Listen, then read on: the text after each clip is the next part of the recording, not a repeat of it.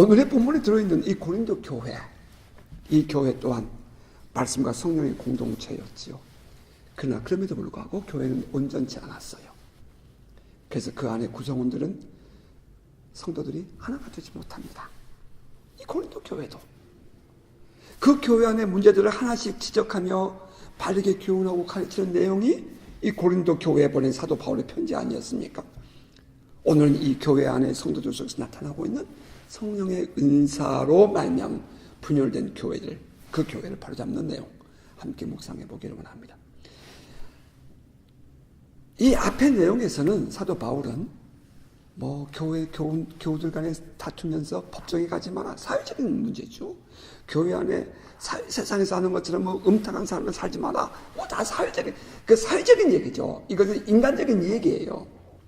그런데 특별히 오늘 12장은 사회적인 인간관계의 그런 관점이 아니라, 이건 전혀 다른 관점에서 이 고린도 교회를 지금 교훈하고 있다는 것을 우리가 깨닫게 됩니다.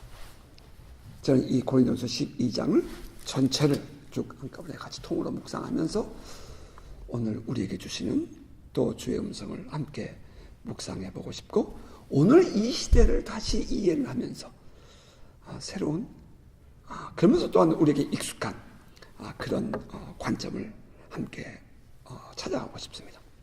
우리는 흔히 이 고린도서 12장을 은사장이라고 말하는데요, 저는 이 고린도서 12장을 은사장이 아니라 교회장이라고 표현하고 싶어요. 왜냐하면 은사는 교회를 세우기 위해서 성령께서 주신 것이기 때문입니다. 오늘 본문에 들어있는 고린도서 12장 이렇게 시작해요. 여러분, 12장 1절입니다. 형제들아, 신령한 것에 대하여 나는 너희가 알지 못하기를 원치 아니하노니.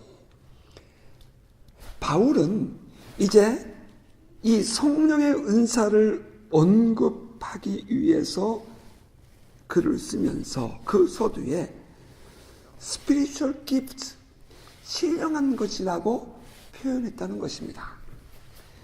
그러니까 이 앞에는 그동안 많은 언급했던 내용들은 신령한 것이 아니었어요. 그런데 지금 이제 이 12장 들어가면서 이것은 신령한 것이다, spiritual thing, spiritual gift다 라고 먼저 구분을 하고 전제를 하고 이야기를 시작한다는 것입니다.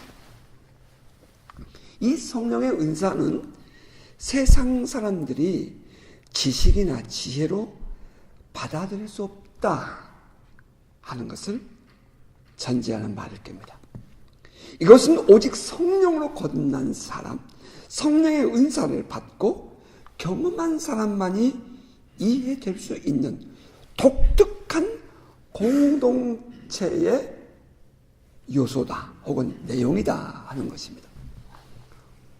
아직 성령으로 거듭나지 못한 사람이거나 신령한 것을 체험하지 못한 사람은 이해할 수 없는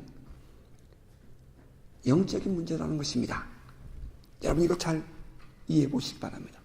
바울이 형제들아, 내가 너희에게 신령한 것을 말하고 싶다라고 말할 때는 신령하지 못한 것들에 반하여 구분되어서 신령한 것을 말하고 있는데, 교회는 이 신령한 공동체라는 것을 그 뒤에 깔고 이해하고 이 말을 쓰고 있다는 거죠. 따라서 이 교회 안에서 일어나고 있는 성령의 은사, 성령의 능력, 성령의 열매, 이러한 것들은 이 성령의 은혜를 경험하지 못했거나 혹은 아주 초보적으로 성령으로 거듭나지 않고서는 이해도 안 되고 받아들일 수 없는 이야기라는 것입니다.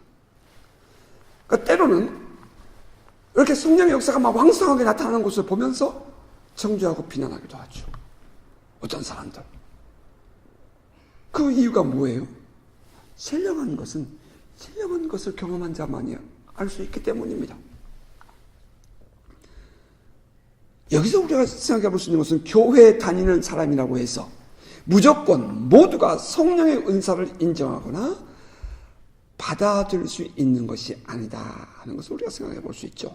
사도 바울조차도 이것을 신령한 것, spiritual gift라고 말했다는 점 그냥 지나치지 않기를 바랍니다.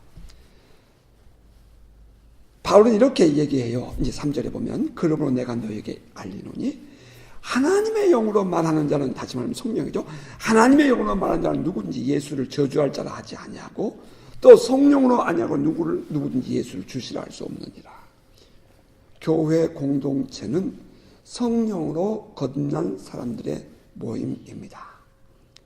여기서 우리는 또 하나 밑줄을 그어야 할 것이 성령으로라는 단어를 우리가 생각할 수 있어야 할 것입니다. 성령을 제외한 기독교 교회는 없어요. 성령을 제외한 기독교 신앙은 없습니다. 성령으로 인한 기름 부으심이 있느냐 없느냐? 여러분 이거 좀 잘 이해했으면 좋겠어요. 성령으로 인한 기름 부으심이 있느냐 없느냐, 혹은 성령 충만하냐 안 하냐, 이것은 문제가 되지 않아요. 이것을 지금 언급하고 싶은 것이 아니에요. 여기서 말하는 예수를 주라고 한다 하는 이 말은 그 단순히 주라는 말이 주인, 우리가 말하는 종과 주인과의, 하인과 주인과의 관계, 그런 뜻이 아니라는 거 여러분 아시죠? 거기서 말하는 것은 나의 구세주라는 뜻입니다. 예수는 지금 바울의 입장에서는 동시대에 살았다고 했어요. 바울이 AD 33년에 다메섹 도상에서 다메섹으로 가는 길에서 부활하신 예수를 만났다는 것은 AD 30년에 십자가에 죽은 예수를 죽일 때에 그도 또한 그 자리에 있었을 것이라는 것을 전제해주고, 예수와 나사렛 예수와 사도 바울이 한 시대에 살았던 인물이라는 것을 우리에게 알게 해주는데, 그 한 시대에 살았던 나사렛 예수를 나의 주, 메시아, 나의 하나님이라고 고백할 수 있는 것은 오직 성령으로만 가능한 일이었다는 것입니다. 그 성령으로 아니하고 누구든지 예수를 주시라 할 수 없느니라 하는 그 주라는 단어는 우리가 영어로 대문자 L자를 쓰죠. 캐피탈 레터를 Lord, 다시 말하면 나의 주, 나의 하나님, 그런 고백인 것입니다. 바울은 당시 고린도 교인들에게 너희가 만일 예수를 주로 고백하고 있다면 너희가 성령을 받은 것이다, 혹은 성령께서 너희 안에서 역사하고 계신다 하는 것을 먼저 말해 주어요. 왜냐하면 지금 이제 이어지는 성령의 은사에 대한 내용이 매우 도전적입니다. 성령 거듭나지 않은 사람들에게는 받아들이기 어려운 얘기예요. 이해가 안 되는 얘기예요. 그러니까 이 고린도 교회 성도들이 우리는 성령으로 말미암아 거듭난 자들이다, 성령께서 우리 안에 계신다 하는 것을 먼저 전제해주고 그 다음 절을 들어가는 것입니다. 4절, 은사는 여러 가지나 성령은 같고 직분은 여러 가지나 주는 같으며 또 사역은 여러 가지나 모든 것을 모든 사람 가운데서 이루시는 하나님은 같으니 각 사람에게 성령을 나타내심은 유익하게 하려 하십니다. 거기서 특별히 밑줄을 그어야 할 중요한 단어가 있다면 성령을 나타내심, manifestation, 성령을 나타내심일 것입니다. 지금 앞으로 그 다음 절에 쭉 이어질 내용, 8절 이하에 언급되어질 은사들에 대한 내용은 성령으로 나타내심을 말하는 거죠. 은사를 강조하기 위함이 아니라 성령으로 나타내심, 성령이 이곳에 계시고, 이전에는 성령이 나타나지 않으셨지만 이전에는 성령이 나타나셨다는 것을 말하는 것이고, 그 나타나신 성령의 은혜가 그 나타나신 인격, person, 성령이 각 사람에게, 단연 그렇겠어요? 어떤 사람에게, 또 다른 사람에게, 이러면서 이제 반복해서 이제 이 은사들이 나눠진 것을 얘기하는데, 사도 바울이 지금 이 고린도 교회에 강조하고 싶은 것은 여러분 가운데 나타나는 이런 많은 은사들은 성령의 나타내심이 교회 안에 유익하기 때문에, 교회를 세우는 것이기 때문이야 라고 지금 설명을 하고 있다는 것입니다. 당시 교회 안에는 다양한 은사와 직분 사역이 이루어지고 있었지요. 바울은 이렇게 말합니다. 어떤 사람에게는 성령으로 말미암아 지혜의 말씀을, 어떤 사람은 같은 성령을 따라 지식의 말씀을, 다른 사람들에게는 재밌어요. 어떤 사람, 다른 사람, 그죠? 다른 사람에게는 같은 성령으로 믿음을, 어떤 사람에게는 한 성령으로 병 고치는 은사를, 어떤 사람은 능력의 행함을, 어떤 사람은 영들 분별함을, 다른 사람에게는 각종 방언 말함을, 어떤 사람들에게는 방언들 통역함을 주시나니. 8절부터 10절에 그렇게 말했어요. 저는 지혜의 말씀과 지식의 말씀이 처음에는 구분이 잘 안 되더라고요. 그걸 영어로 이해하면 좀 쉽습니다. Word of Wisdom, 지혜의 말씀이죠. 사람들은 흔히들 은사 그러면 방언 혹은 통변 혹은 예언, 뭐 병고침, 뭐 능력, 뭐 그런 것을 초자연적 어떤 그런 것을 은사라고만 얘기하지만, 특별히 이 지혜의 말씀 혹은 word of knowledge, 지식의 말씀, 이러한 것들은 뭐 크게 은사로 생각하지 않는 경우가 참 많습니다. 그런데 사도는 이 모든 것들이 다 성령의 은사라고 표현하고 있다는 거예요. 사도는 그 당시 교회 안에서 나타나고 있는 성령의 은사들을 열거합니다. 교회 안에 성령이 함께 계시며 성도들에게 역사하시면 이러한 은사들이 나타나는 거예요.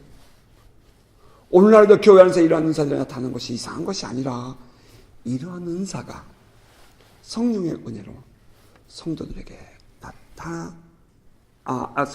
이러한 은혜들이 은사가 성령의 은혜로 성도들에게 나타나야 하고, 또 성령이 나누어 주시는 일들이 일어나야 하는 것입니다.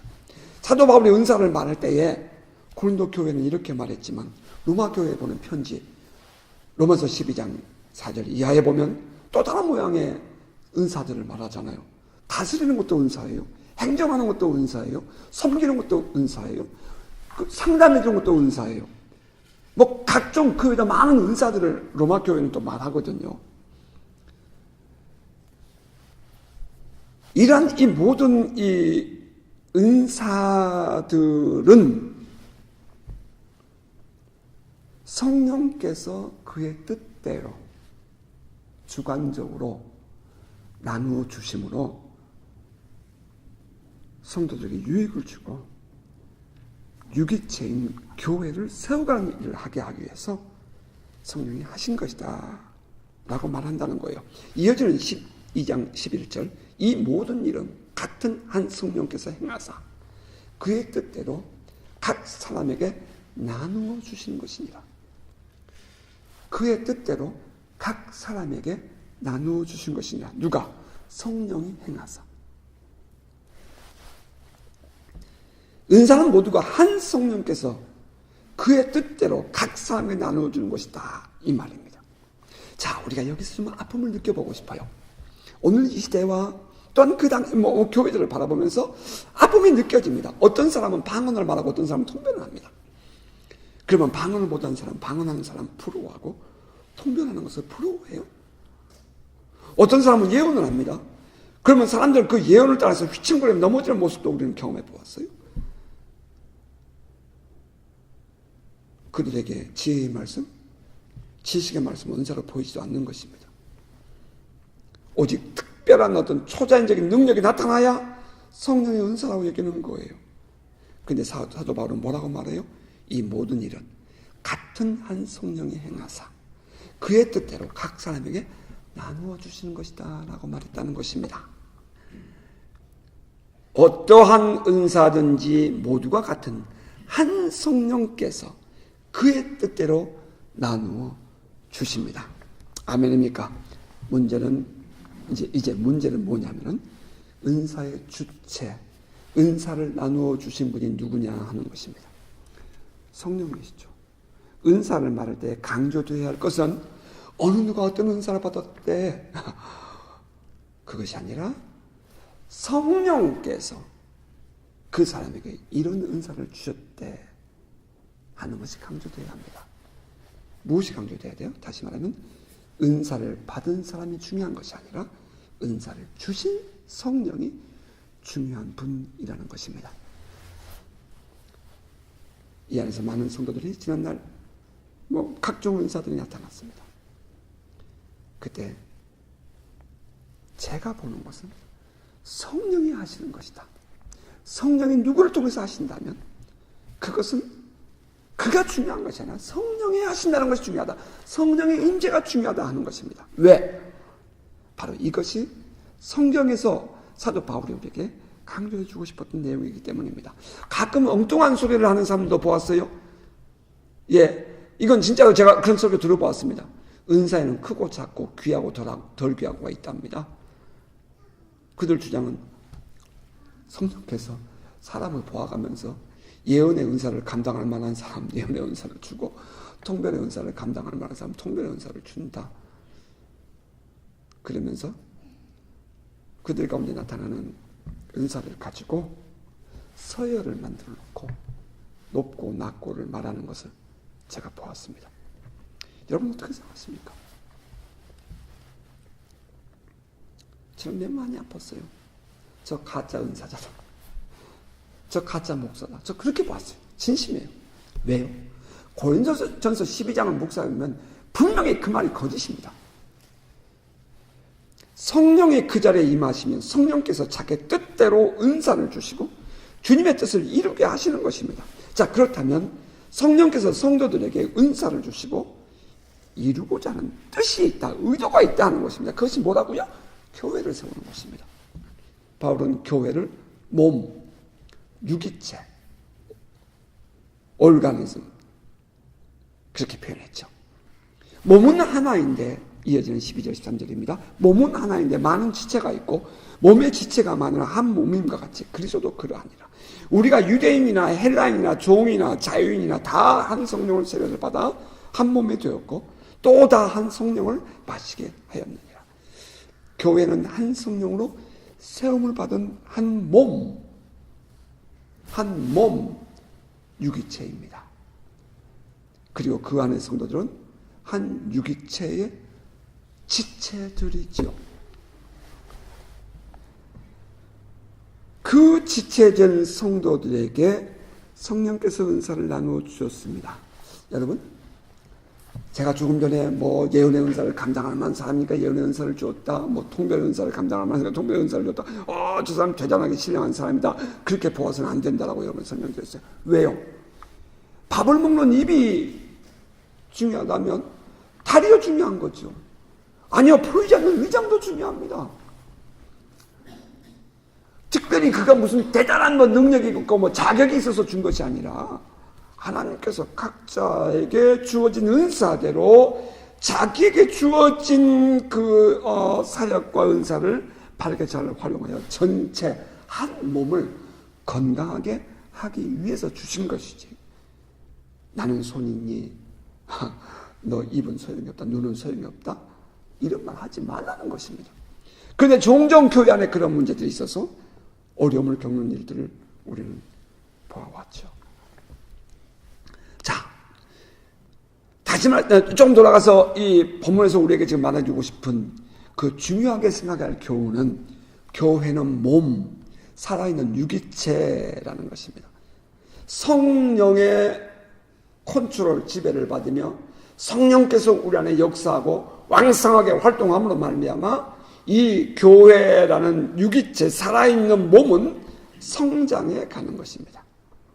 한 성령의 통제를 받아요. 한 성령으로 움직이는 한 몸이에요.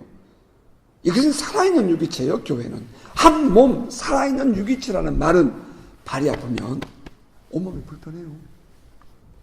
아주 발가락에, 새끼 발가락에 발톱이 조금 이렇게 까실까실 하더라고요. 그때 얼마나 걸음이 불편하던지요. 보이지 않는 위장, 여러분 보이지 않는 위장이 아프면 온몸이 아프죠.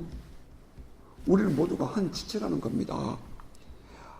하나여야 한다가 아니라, 교회 안의 성도들은 하나여야 한다가 아니라 기본적으로 태생적으로 성령으로 하나입니다. 우리는 모두가 하나예요. 어느 누구가 아파요? 우리는 모두가 다 하나예요. 교회가 아픈 거예요. 우리 안에 있는 모두가 다 아픈 거예요. 나는 건강하다고요? 아니에요. 우리도 다 아픔을 함께 느끼고 있어요. 이것이 기본적인 유기체의 의미예요. 성경은 이렇게 계속 기록되어 있죠. 몸은 한 지체뿐 아니요 여럿이니 만일 발이 이르되 나는 손이 아니니 몸에 붙지 아니하였다 할지라도 이로써 몸에 붙지 아니한 것이 아니요 또 귀가 이르되 나는 눈이 아니니 몸에 붙지 아니하였다 할지라도 이래서 몸에 붙지 않은 것이 아니요 만일 온몸이 눈이면 듣는 곳은 어디며 온몸에 듣는 곳이면 냄새 맡는 곳은 어디냐. 그러나 이제 하나님이 그 원하시는 대로 지체를 각각 몸에 두셨으니 만일 다 한 지체뿐이면 몸은 어디냐. 이제 지체는 많으나 몸은 하나라. 눈이 손더러 내가 너를 쓸데없다 하거나 또한 머리가 발더러 내가 너를 쓸데없다 하지 못하리라. 바울은 교회 안의 성도들 간에 다른 은사들로 인하여 시기하고 분쟁해서는 안 된다 라고 말해줍니다. 영적인 우월감을 갖는다든지 영적인 열등감을 가져서는 안 된다. 눈, 손, 각자의 많은 지체들을 설명하면서 서로가 맞지 않다고 그렇게 해서는 안 된다. 우리는 모두가 다 하나다. 어느 누가 예언의 은사를 받아서 교회에서 사용했다고 하십시다. 그럼 사람들은 그 사람 주변에 모이죠. 그러다 보면 은사를 받은 사람들은 영적으로 우월감에 빠지게 돼요. 영적 교만에 빠지게 되는 것입니다. 문제는 여기서부터 시작됩니다. 당연히 교회 안에는 성령이 임하시고 은사가 나타나야 합니다.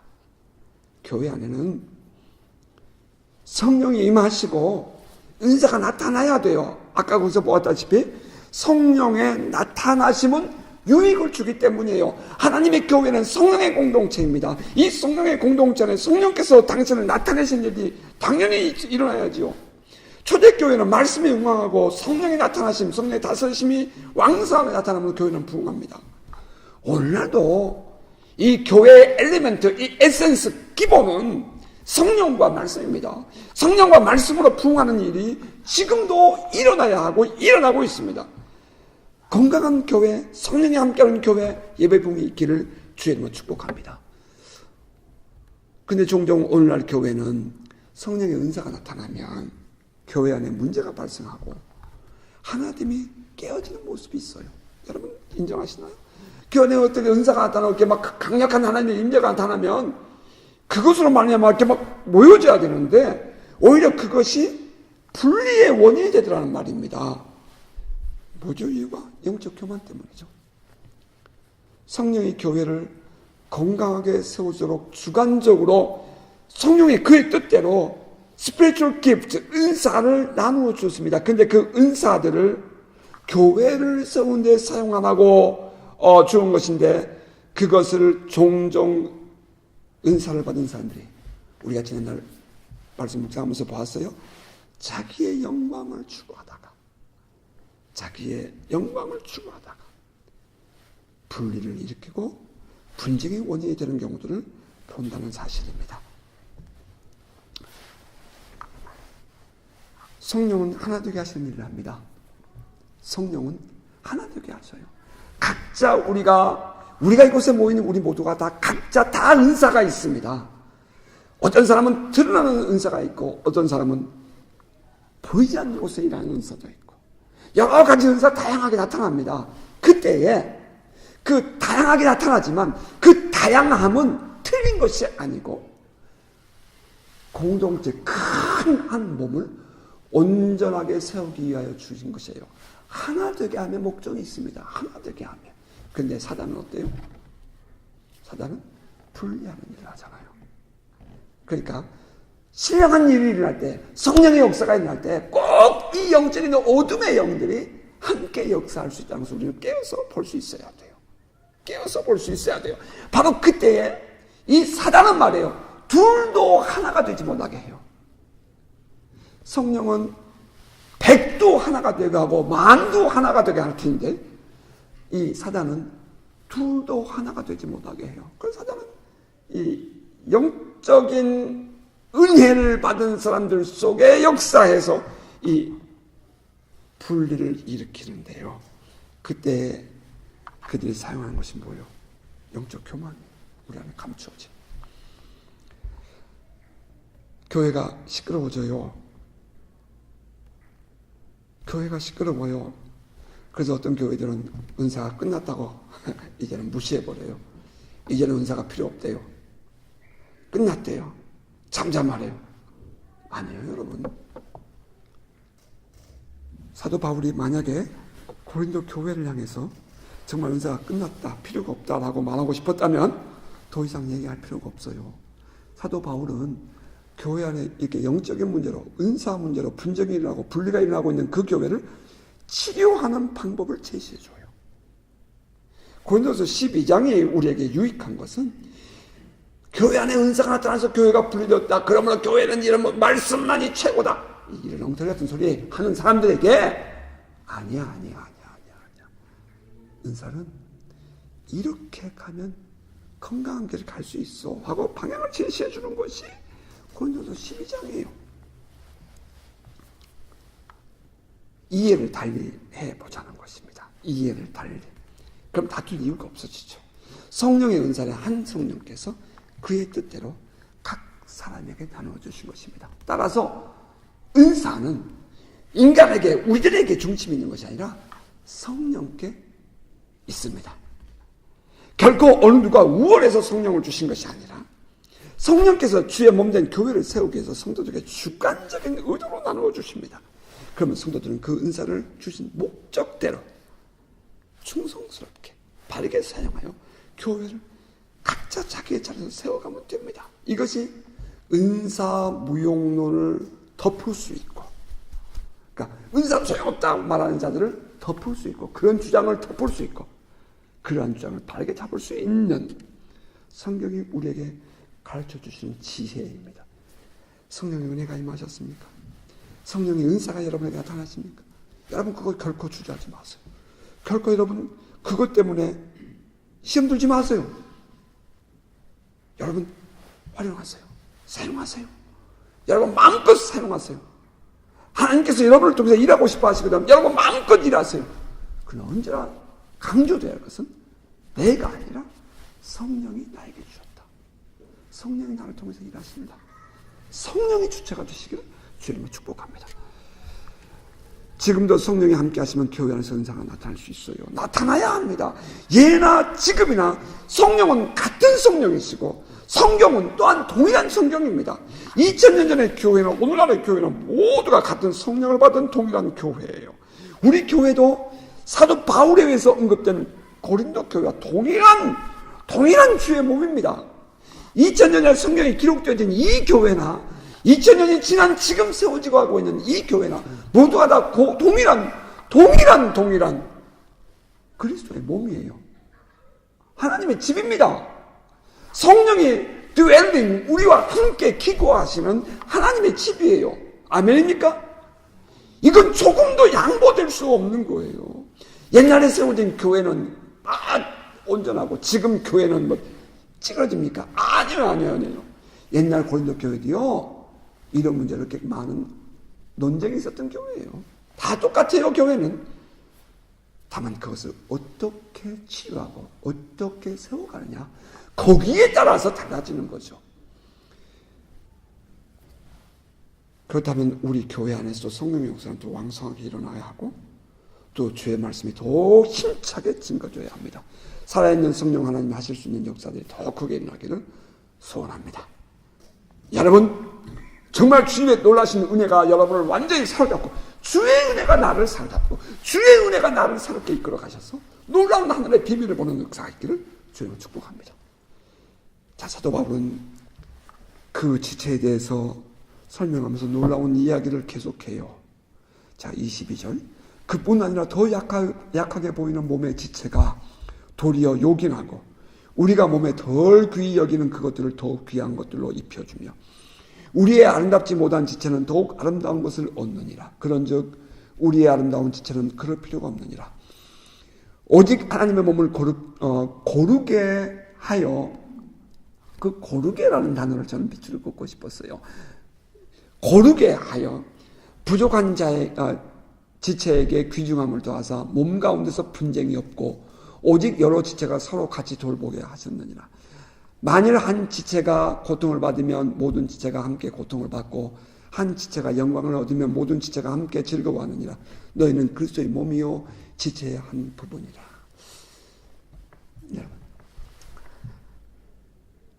혹시 나는 믿음이 참 약해, 난 참 이렇게 믿음이 약하지라고 생각하는 분 계십니까?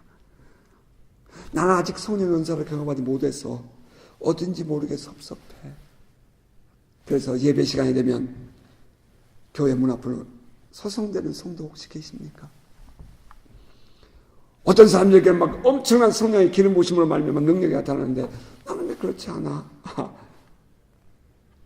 혹시 그런 외로움을 느끼고 계신 성도 계십니까? 이것을 저는 이렇게 표현하고 싶은데 영적인 열등감 같은 것을 느끼고 계신 분 계십니까? 조금 전에 읽어드렸던 22절 이하의 말씀은 바로 여러분들을 위한 말씀입니다.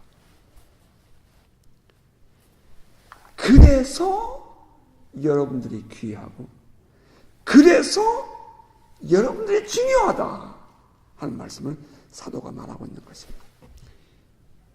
귀하고 아름다운 자들만 신경 쓸 것도 없습니다. 오히려 연약한 지체들, 연약한 부분들을 더 싸매어주고 더 돌봐주고 더 위해주고 하는 일들이 교회 안에 있어야 돼. 그래서 고르게 해야 돼 라고 말하고 있다는 거예요. 우리 몸에는 연약한 지체가 있다. 근데 그 연약한 지체가 더 귀하다. 언뜻 보기에는 별 볼 일 없는 성도처럼 여겨질지 모르겠지만 그러한 성도들이 더 귀하게 여김을 받는 곳이 교회여야 한다. 이것이 바울이 지금 고린도전서 12장에서 가르쳐주고 싶은 거예요. 이게 바로 신령한 일을 가진 자들이, 신령한 것, 이 스피리추얼 기프트를 받은 사람들이 가져야 할 마음이고 삶이라는 거예요. 이게 신앙이에요. 여러분이 아프면 우리 교회 성도들 전체가 아파해요. 여러분 중에 어떤 분이 주의 은혜를, 큰 은혜를 갑자기 입었어요. 그럼 우리 모두가 기뻐요. 그럼요. 그 이유는 우리 모두는 그리스도의 한 몸이요, 그분의 지체이기 때문입니다. 성령 안에서 유기체가 되었어요. 성령으로 하나됨을 입었어요. 각자 삶의 모습이 다르고 생긴 모양이 다르고 은사가 다르고 탤런트가 다르고 다 다르다 할지라도, 우리가 다 다르다 할지라도 우리는 모두가 다 이미 태생적으로 성령 안에서 거듭난 성령의 은혜로 한 몸을 이룬 한 교회, 한 공동체입니다. 한 성령 안에서 서로를 섬기며 서로를 세워주는 역할을 하는 지체들이라는 거죠. 교회 안에서 은사를 달리하고 사역을 달리하는 사람들이 시기에 질투하고 서로 다투야 하는 이유가 어디 있어요? 그죠? 일을 다시 한번 해보자고요. 이게 무슨 뭐 다툴 일이 아니죠. 성령은 하나 되게 하십니다. 그러나 사단은 분리를 일으켜요. 절대로 하나됨을 보지 못하여 둘도 갈라놓는 것이 사단의 계획이 아니겠어요? 교회 안에는 다양한 은사가 나타나야 합니다. 그래야 교회는 건강하게 성장할 수 있기 때문입니다. 다양함을 틀림이라고 이해해서 분정하고 분리하는 것은 성령의 역사 아니에요. 자, 말씀 맺겠습니다. 자기 주관적인 성경 이해와 신앙생활의 주장은 언제나 분정과 분리의 원인이 됩니다. 성령의 은사 또한 마찬가지죠. 성령께서 우리에게 은사를 주신 목적이 하나님의 교회를 세우기 위함이라는 것이 분명하고, 또 그 은사들이 같은 성령께서 주신 것이라면 그 다양함은 인정돼야 하고, 또 그렇게 사역이 이루어져야 합니다. 결코 어느 누구도 성령의 하나 되게 하심을 깨뜨려서는 안 됩니다. 여러분 방언하세요? 건강하게 방언하세요? 아, 그럼요. 하나님의 집에 와서 방언하면서 뭐 주저합니까? 울고 싶어요? 하나님의 집에 와서 울고 또 못 울어요? 몸이 아파요? 아니, 그럼 치유자 대신 하나님께 나오셔요. 예언하십니까? 예, 지혜롭게 하세요. 지혜롭게 하세요. 주님께서, 성령께서 하시는 일 지혜롭게 하세요. 프로모션 하지 말고. 여러분 이해하시죠? 하나님 말씀하셨는데 말한 것처럼 말하지 말고, 정말 성령께서 내게 말씀을 주셨을 때에 지혜롭게 풀어서 함께 건강하게 성장해 가자는 얘기예요. 여러분 가운데는 명철하여 지혜롭게 잘 가르치는 사람을 가진 사람도 있어요. 아, 정말 실력 있는 사람들도 있다고요. 이것은 성령의 은사가 아닌 것이 아니에요. 그럼요. 여러분이 성령의 은사를 받은 사람들이에요. 주저하지 말고 바르게 수행해서 교회를 세우는 동역자가 되어 가시기 바랍니다. 교회를 세우는 일이 아니면 그것은 성령의 역사 아니에요. 성령 교회를 떠나게 하잖아요. 가지를 잘라내지 않습니다. 성령은 하나 되게 해요. 왜냐하면 성령의 역사는 교회를 세우는 곳에 있기 때문입니다. 한 몸된 교회를 건강하게 세우는 것. 그것은 한 성령 받은 사람들이 지켜나가야 할 우리 모두의 공동의 목표예요. 우리 모두가 함께 지향해야 할. 옆에를 바라보면 열등감, 우월감이 있을 수 있겠지만 위를 바라보면, 주님을 바라보면 우리는 모두가 다 각자에게 주어진 대로 역할이 있고 직분이 있고 사역이 있고 은사가 있다는 거예요. 주변에 연약한 성도가 있는가요? 그를 더욱 귀하게 여기고 품어서 그로 하여금 성령 안에서 한 몸임을 깨닫게 하고 또 함께 당당하게 살아가는 신앙인으로 성장하도록 세워주십시다. 그리고 그 성도도 언젠가는 성령의 은혜 안에서 능력 있는 사역을 할 수 있도록 기도해주며 인도해 주십시다. 바로 이러한 일들이 중보 기도자들이 해야 될 사역 중에 하나겠죠. 이러한 건강한 신앙이 바로 성령의 은혜를 받은 사람들의 삶이요, 이러한 성도들이 많아지는 교회가 건강한 교회가 되는 것입니다. 그리고 이 모든 것을 다 본문을 다 기록한 이후에 바울은 이렇게 마지막 절에 12장 마지막 절에 이렇게 말해요. 너희는 더욱 큰 은사를 사모하라. 내가 또한 가장 좋은 길을 너희에게 보이리라. 더 큰 은사가 뭐였죠? 이어지는 고린도전서 13장 사랑장입니다. 자, 그러한 의미에서 우리 교회가 성령의 기름 부으심 안에서 사랑으로 소문나는 교회 되기를 바랍니다. 성령의 기름 부으심이 더 넘쳐서 사랑이 넘치는 교회로 소문나고 인정되기를 바랍니다. 아멘입니까? 바라기는 우리 모두 그러한 교회를 이루기 위해서 성령의 은사가 더욱 왕성하게 풀어지고 기름 부으심이 넘치는 그런 교회, 사랑으로 하나가 되어서 함께 기뻐하고 함께 즐거워하고 함께 주의 영광을 바라보며 춤추며 나아가는 예배 공동체 되시길 주의 이름으로 축복합니다.